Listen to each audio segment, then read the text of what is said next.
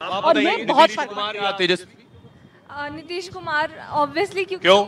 क्योंकि वो आए हैं तो काफ़ी डेवलपमेंट डेफिनेटली हुआ है। जैसे कि हम बहुत बार बात करते हैं नए बिहार की, बट मेरा यहाँ पे एक वो भी ड्रॉबैक भी है कि जब हम नए बिहार की बात करते हैं और क्राइटेरिया देखते हैं कि क्या आज तक किया गया है, जैसे पिछले 10-20 सालों में, it's all about infrastructure development, ठीक है। उसके अलावा अगर आप वुमेन सिक्योरिटी की बात हो रही थी, ये कभी किसी पार्टी की प्रायोरिटी लिस्ट में नहीं रहा है कि वुमेन सिक्योरिटी की बात करें हम लोग।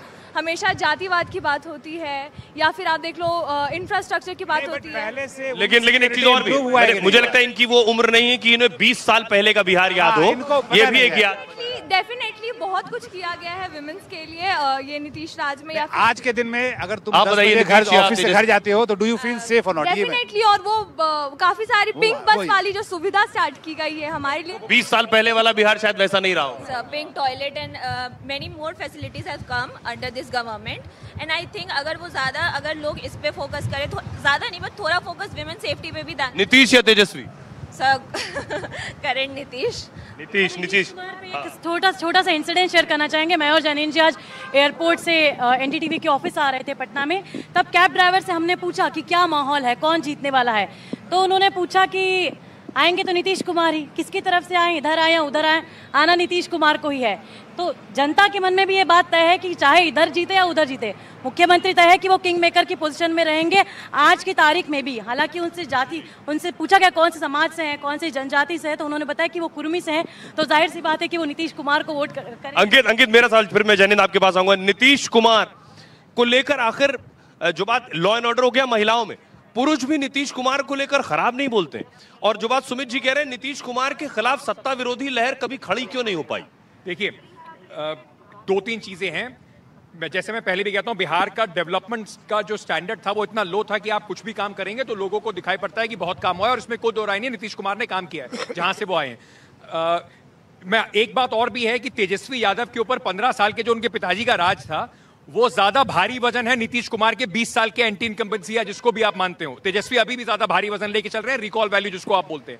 नीतीश कुमार का, और बिहार में जब आप बात कर रहे हैं, उनका कास्ट कॉम्बिनेशन देख लीजिए, अभी भी वो कास्ट कॉम्बिनेशन अपना साथ के रखा हुआ है। साथ में उन्होंने एक कास्ट न्यूट्रल महिला वोट बैंक जो अपने लिए बनाया है, वो नीतीश कुमार को हर यहां पर, जो चाहे तेजस्वी यादव हो जिनके पास 30-32% वोट हो, चाहे बीजेपी हो जो अपना 17-18% वोट लेकर आती है, सबको एक एडिशनल फैक्टर चाहिए।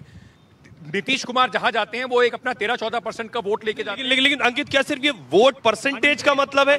नहीं, मेरा कहना है कि 20 साल किसी को झेलने के बाद किसी को भी लगता है यार अब तो बदलते हैं। तो आप तब ना, जब किसी के आपने कुछ और देखा हो, एक मिनिमल डेवलपमेंट के साथ साथ, जैसे मैंने बताया, नीतीश कुमार ने एक महिलाओं के लिए काम किया है। अब अगर प्रशांत किशोर अपना पहला चुनाव लड़ेंगे और आके वो कहेंगे हम शराबबंदी हटा देंगे, महिला वोटर क्यों उसको वोट करेगी जिसके कहने पर नीतीश कुमार ने? कुछ युवाओं को देखा, बहुत खुश थे, नारा लगा रहे थे, इसीलिए सिर्फ नारा लगा। में और महिलाओं में फर्क है ना। ऐसे तो मैं महिलाओं के उसमें कम्युनिटी में गया, वो लोग सब नाच रहे थे और कह रहे थे हम तो प्रशांत किशोर को इसीलिए वोट करेंगे और शराबबंदी हटा देंगे। लेकिन उसका मतलब ये नहीं है ना कि एक बड़ा चंक उस पे जाके वोट कर रहा है। आप महिलाओं की जब बात करते हैं, आप 3 करोड़, मतलब more than 2 crore, 2.5 crore voters की बात कर रहे हैं जो खुद नहीं वोट कर रही हैं, उसके साथ साथ अपने आसपास वोट भी इन्फ्लुएंस कर रही हैं। तो वो जो वोट बैंक है, और उसके साथ साथ जैसे कि मैंने कहा, जो तेजस्वी यादव पे 15 साल का बोझ है, वो नीतीश कुमार को इंडिस्पेंसिबल बनाता है। इवन टुडे आफ्टर 20 इयर्स, इन 2020 इलेक्शन उनके खिलाफ बात करने वाले ज्यादा लोग थे, इस बार बहुत कम लोग। 15 साल का बोझ, 15 साल के बाद आपके बता रहे 20 का चुनाव नीतीश कुमार के खिलाफ चुनाव था। एंटी इनकम्बेंसी जबरदस्त थी, जो 2020 वाला चुनाव जिसमें चिराग पासवान अलग से लड़े थे। बीजेपी भी चाह रही थी कि चिराग ज्यादा से ज्यादा जीते, नीतीश को डैमेज करें। लेकिन 25 का चुनाव प्रो इनकम्बेंसी का चुनाव है, बीजेपी चाह कर भी नीतीश को रिप्लेस नहीं कर पा रही है। सर देखिए, एक लाइन, नीतीश सबके हैं, उनके खिलाफ उनका ऑपोजिशन भी नहीं बोल रहा। आप अगर तेजस्वी का भाषण सुने, आप अगर राहुल गांधी, प्रियंका गांधी का भाषण सुने, नीतीश कुमार के खिलाफ करप्शन या उन पर कोई व्यक्तिगत आरोप, उनका ऑपोजिशन नहीं लगा पा रहा। तो आप जनता से क्या अपेक्षा करते हैं? उनको क्यों शिकायत होगी? यही नीतीश कुमार की ताकत है कि जो उनका विरोधी है, यहां तक कि बिहार में मुस्लिम वोटर जो अदरवाइज जब वो बीजेपी के साथ अलायंस में होते हैं तो थोड़ा परहेज करता है, लेकिन वो भी शिकायत नहीं करता नीतीश कुमार की। तो ये अपने आप में एक अद्भुत क्वालिटी है नीतीश कुमार की कि लगभग 20 सालों से शीर्ष पे हैं, दोनों फॉर्मेशन के साथ प्रयोग कर चुके हैं, कई बार कर चुके हैं, लेकिन पॉलिटिकली डिस्क्रेडिट नहीं हुए। पर्सनल एलिगेशन नहीं है, वो भी उस बिहार में जिसमें कि लगभग हर दूसरे नेता पर करप्शन के और परिवारवाद के आरोप हैं। तो ये अद्भुत बात है। मैं आपको एक पॉइंट बोलूंगा इस पर, एंटी करप्शन वाली।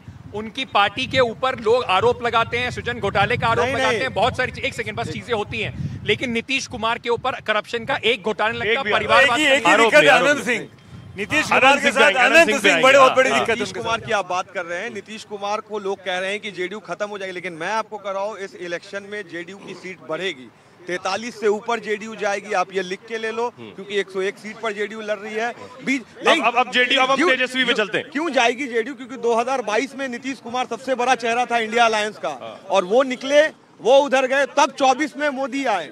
ये चीज आप देखिए। तो सिंपल उसका हो जाता है कि आप दोनों लोगों को साथ में देखते हो कि नीतीश वर्सेस हु, पर आप तेजस्वी को देखते हो, एक तरफ नीतीश है, पढ़े लिखे हैं, इंजीनियर हैं, सभ्य है, शालीन है, 20 साल से कर रहे हैं और कोई बहुत बड़ी कंप्लेंट नहीं है, कोई करप्शन का टेंट नहीं है। दूसरी तरफ आरजेडी पे करप्शन का टेंट है, डायनेस्टी पॉलिटिक्स का टेंट है कि भाई आपने जो है सारे सांसद हो या विधायक हो, आपने अपने पार्टी के लोगों को टिकट दिया है। और सबसे बड़ी बात, और ये मेरे को स्ट्राइक नहीं हुआ था, ये एक आदमी ने मेरे को बताई, उन्होंने कहा कि देखिए सब जानते हैं कि हो सकता है नीतीश जी का आखिरी इलेक्शन हो, उसके बावजूद अपने बेटे को नहीं लड़ाया उन्होंने। वो चाहते तो टिकट मांग सकते थे, चाहते तो कुछ उसको बना सकते थे, नहीं लड़वाया ना अपने बेटे को। और आज उनके पार्टी के भी लोग कहेंगे, विरोधी भी कहेंगे कि यहाँ पे एक तरफ परिवारवाद है और उन्होंने आज तक अपने बेटे को टिकट नहीं मांगा, चुनाव नहीं लड़ा। मैं नीतीश से मैं तेजस्वी पे आ रहा हूँ। बाबा मेरा सवाल ये है कि 22 जो बात अंकित कह रहे थे, 15 साल का जो बैगेज है तेजस्वी पर, क्योंकि हम तेजस्वी की बात करें, तेजस्वी उसको हटा क्यों नहीं पाए?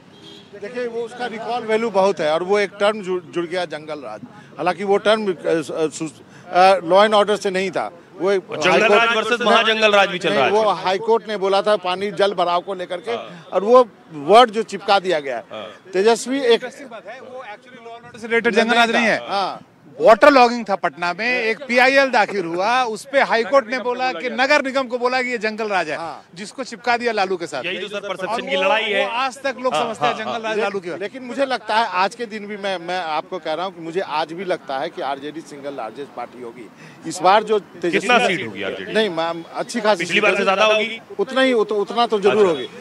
इस बार जो तेजस्वी ने कहा, यदि माइन्यूटली आप यदि ऑब्जर्व करते हैं तो सबसे ज्यादा विधायकों के टिकट काटे हैं, आधे विधायकों के टिकट काट दिए, तो जो उसके जो विधायकों के एंटी इनकम्बेंसी थे वो कम कर दिए। आपको लगता है तेजस्वी सीएम बनेंगे इस बार? तेजस्वी सीएम यदि कांग्रेस और बाकी अलायंस ने अच्छा किया तो बन भी सकते हैं। अभी नीतीश कुमार की भी बात हो रही थी, वो भी इधर से उधर आ सकते हैं। तो यदि नीतीश, देखिए 3 पार्टी है बिहार में, 2 पार्टी का मिलना जरूरी है। ये जो 3 में 2 मिले हुए अभी, एनडीए में नीतीश है और बीजेपी है, यदि ये दोनों आरजेडी और नीतीश हो जाए तो क्यों नहीं बन सकते हैं? नीतीश चाचा भतीजे को सीएम बना सकते हैं, ऐसा हो सकता है क्या? नहीं, चाचा तो बनेंगे ना। आप देखिए बिहार में कहावत, चाचा ही सीएम बनेंगे, क्योंकि अगर वो महागठबंधन में भी जाए तब भी लालू कितने भी चाले कि उनके बेटे तेजस्वी सीएम बन जाए, पर वो पॉसिबल ही नहीं है। सरकार कोई बनाए, किसी बने, कुमारी रहेंगे। सरकार किसी की बने, कोई भी हो, किसी को कितना नंबर आए, एक अटल सत्य है बिहार में, नीतीश कुमार सर ये वैसे ही होता जो बचपन में जिसके पास बैट होता था वो पहले आकर बैटिंग वही करता था। इस बार अर्जुन के साथ कृष्ण भी नहीं है। जैसे कौन? तेज प्रताप नहीं है। ये रणनीति है लालू यादव की परछाई से तेजस्वी को अलग करने की। वो लालू यादव जो कि चारा घोटाले के दोषी हैं, उस करप्ट व्यक्ति आप कह रहे हैं तेज प्रताप को रणनीति की तहत अलग किया गया? तेज प्रताप को इसलिए अलग किया गया, आपने देखा नहीं तेज प्रताप की पार्टी का क्या नाम है? जनशक्ति जनता पार्टी। क्या नाम हुआ? जेएस। रंग कौन सा पहनता है? पीला। जेएस कौन है? जनसुराज। रंग क्या उसका? पीला। ये वोटर को कंफ्यूज करने के लिए किया गया। लालू यादव ये स्ट्रेटेजी का हिस्सा है, करके ये प्लान जनसुराज को काउंटर करने के लिए तेज प्रताप को उतारा। ये प्लान का हिस्सा है। सारी स्ट्रेटेजी बीजेपी करेगी, वो भी तो कुछ प्लानर कौन है? वो भी तो कुछ करेंगे। सबसे बड़ी मिस्ट्री ये है, मैं उस दिन ऐसे ही आउट ऑफ क्यूरियोसिटी जाकर के तेज प्रताप का इंस्टा हैंडल देख रही थी।